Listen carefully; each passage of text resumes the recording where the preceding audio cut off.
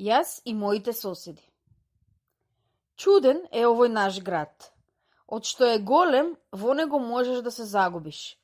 А сепак, ни за играње нема место. Нашиот стан е на третиот кат. Мош не е тесен. Сестра ми Венета оди во училиште. Лесно ја незе, предручек чантата врака и довидување, бабо, а мене само ќе ми намигне гјаволесто како да сака да ми рече: ех, што знаеш ти, Светлана, остани и играј си со куклите.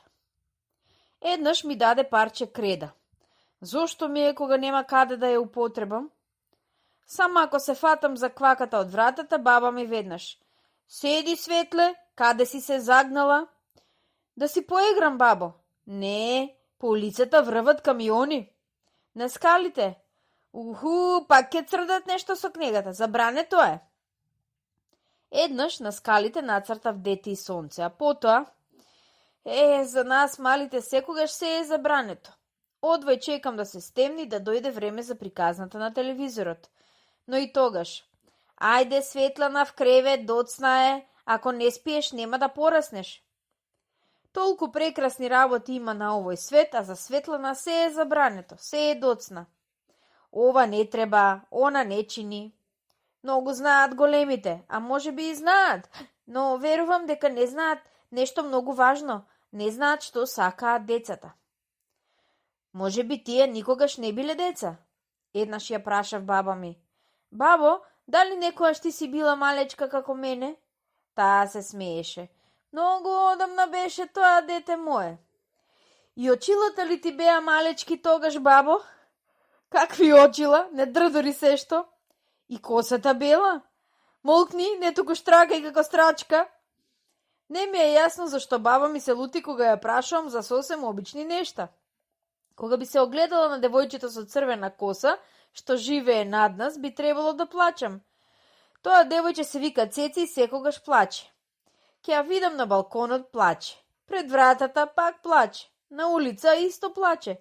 Кога ќе испомнат за капење, разбирливо е дека треба да плаче. Водата е топла, сапунот ги штипе очите, но не можам да сватам зошто плаче кога треба да јаде. Ајде сега, објаснете ми вие. Нашиот сосед од подолниот кат Тони, кој секогаш оди со еден чевел, вели дека плачела за ништо.